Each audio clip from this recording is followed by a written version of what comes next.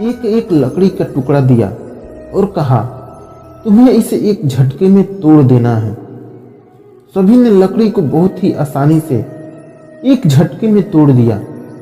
अब किसान ने सभी को एक एक लकड़ी का गट्ठर दिया और कहा, इसे भी पहले की तरह एक झटके में तोड़ दो। सभी ने बहुत प्रयास किया, बहुत कोशिश किया, लेकिन कोई भी उस लकड़ी के गट्ठर को तोड़ नहीं सका। अब किसान ने कहा, इस लकड़ी के गट्ठर को खोलकर एक एक लकड़ी को बारी बारी से तोड़ो।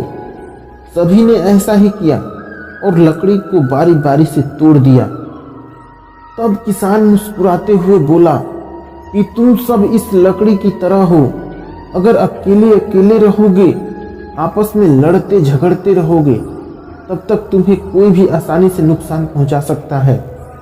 और अगर तुम सब इस लकड़ी के गट्ठर के समान एक साथ रहोगे तो कोई भी तुम्हें तोड़ नहीं सकता और बड़ी से बड़ी मुश्किलों का सामना तुम सब आसानी से कर सकते हो।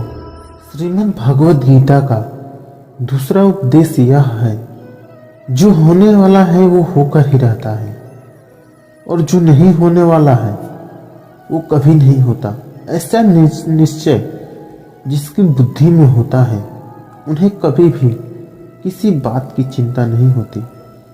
एक राजा थे जिनकी एक पुत्री थी जो बहुत ही खूबसूरत थी। एक दिन राजा और रानी आपस में बात कर रहे थे कि हमारी पुत्री बड़ी होकर किसी साधारण लड़के के प्यार में पड़कर उसके साथ विवाह न कर ले। अगर ऐसा हुआ तो सारी प्रजा में हमारा क्या मान रह जाएगा। तब राजा बोले, नहीं नहीं, राजकुमारी का विवाह किसी बड़े राज्य के राजकुमार से ही होना चाहिए।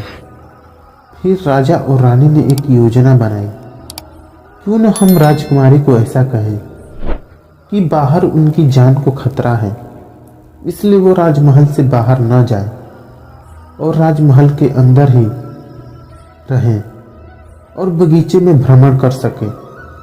राजकुमारी बाहर नहीं जाएगी तो किसी से मिलेगी ही नहीं और किसी के प्यार में पड़ने का सवाल ही पैदा नहीं होगा। राजा और रानी ने राजकुमारी को अपने पास बुलाया और सारी बात को समझा दिया। राजकुमारी बोली, ठीक है पिताजी, मैं राजमहल से बाहर नहीं जाऊंगी। ऐसे ही कुछ दिन बीत गए। राजकुमारी धीरे धीरे बड़ी होती गई। वह राजमहल में घूमते घूमते बोर होने लगी थी। वो बाहर जाना चाहती थी, बाहर की दुनिया को घूमना चाहती थी। एक दिन राजकुमारी अपने कक्ष में सो रही थी। अचानक उनकी नींद खुली तो खिड़की के बाहर देखा कि एक बुढ़िया उसको अपनी ओर बुला रही थी। राजकुमारी बोली, नहीं, मैं बाहर नहीं आ सकती, आप अंदर आ जाओ। तभी वो बूढ़ी औरत अचानक गायब हो गई और कमरे के अंदर आ गई। राजकुमारी ने पूछा, आप कौन हो? तब उसने बोला, मैं एक जादूगरनी हूँ, तुम्हें दुखी देखा तो तुम्हारे पास आ गई। राजकुमारी बोली, हाँ बूढ़ी माँ, मैं बहुत दुखी हूँ क्योंकि मैं इस राजमहल से बाहर जाना चाहती हूँ, बाहर की दुनिया देखना चाहती हूँ। बूढ़ी और औरत ने बोला, चलो मैं तुमको बाहर लेकर चलती हूँ। राजकुमारी बोली, नहीं, पिताजी नाराज होंगे। बूढ़ी औरत ने कहा, नहीं, हम सुबह तक वापस आ जाएंगे। बुढ़िया औरत राजकुमारी को लेकर राजमहल से बाहर चली गई। ऐसे ही राजकुमारी रोज बाहर जाने लगी। ऐसे ही कुछ दिन बीत गए। राजकुमारी बोली, बूढ़ी माँ, मैं दिन में बाहर की दुनिया देखना चाहती हूँ। जादूगर ने बोली, ठीक है, कल हम दिन में घूमने जाएंगे। राजकुमारी अब दिन में घूमने जाने लगी। ऐसे ही कुछ दिन बीत गए। एक दिन राजकुमारी बाजार में घूम रही थी, तभी उन्हें एक मधुर बांसुरी की धुन सुनाई दी। राजकुमारी बोली, ये बांसुरी की धुन कहाँ से आ रही है? बूढ़ी औरत बोली, वो देखिए राजकुमारी, वहाँ पेड़ के पास एक लड़का ये बांसुरी की धुन बजा रहा है। राजकुमारी दौड़कर उसके पास चली गई और उस लड़के को देखकर एक टक देखने लगी। तभी उस लड़के की राजकुमारी पर नजर पड़ी। राजकुमारी बहुत सुंदर थी। लड़का बोला, आप कौन हो? राजकुमारी बोली, मैं तुम्हारे राज्य की राजकुमारी हूँ। मैं तुम्हें बांसुरी बजाते हुए देखा तो हम आगे नहीं बढ़ पाए, यहीं रुक गए। तुम बहुत मधुर बांसुरी बजाते हो। ऐसे ही कुछ दिन बीत गए। अब राजकुमारी रोज उस लड़के से मिलने लगी। एक दिन राजा ने राजकुमार के कक्ष में अचानक देखा तो राजकुमारी अपने कक्ष में नहीं थी। उन्होंने सिपाहियों से पूछा, तुम लोगों ने राजकुमारी को देखा, वो कहाँ गई है? उन्होंने कहा, नहीं महाराज। तभी वह राजकुमारी वहाँ बूढ़ी औरत के साथ आ गई। राजा ने बूढ़ी औरत को देखकर बोले, जादूगरनी बुढ़िया, तो तू वही है जिसने मेरी पुत्री को लेकर बाहर गई। सिपाहियों, बंदी बना लो इसे। तभी अचानक बूढ़ी औरत गायब हो गई। तब उससे राजकुमारी का बाहर जाना बंद हो गया।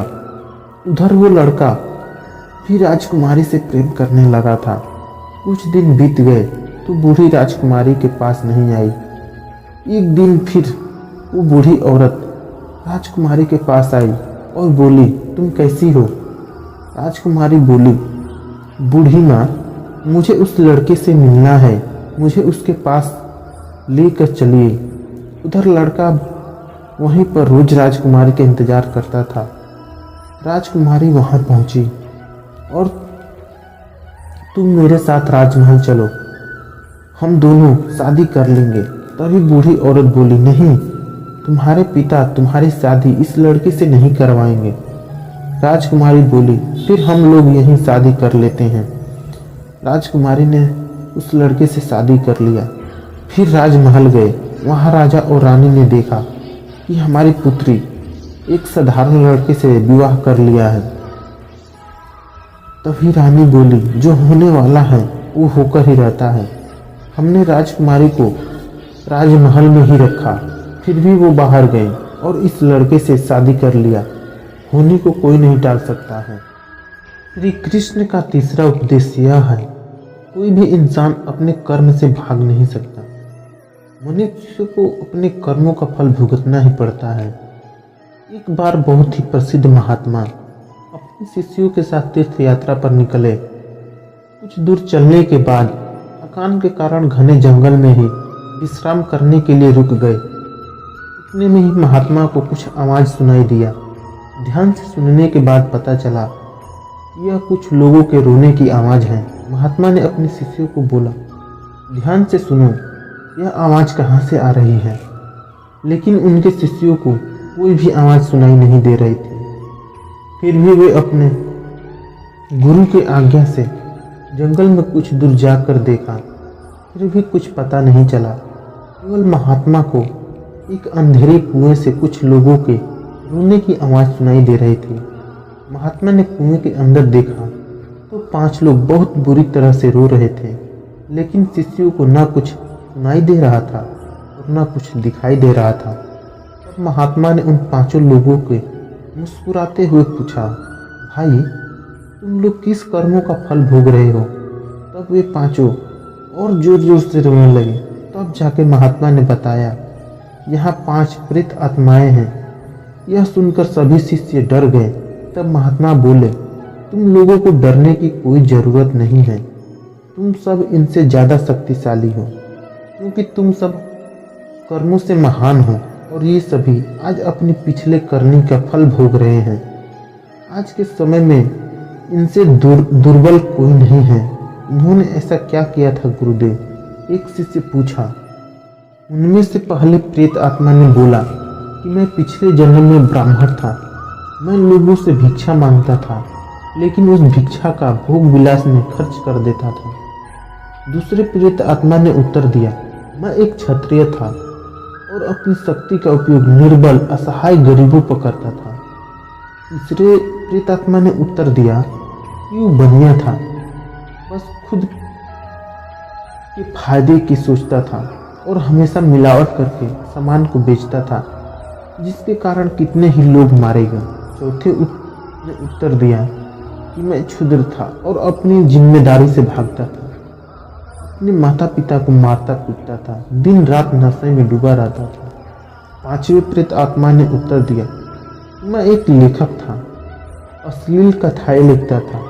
मैं समाज में वासना का पाठ पढ़ाने का कारण था। इस तरह हम सभी अपने पापों का फल भोग रहे हैं।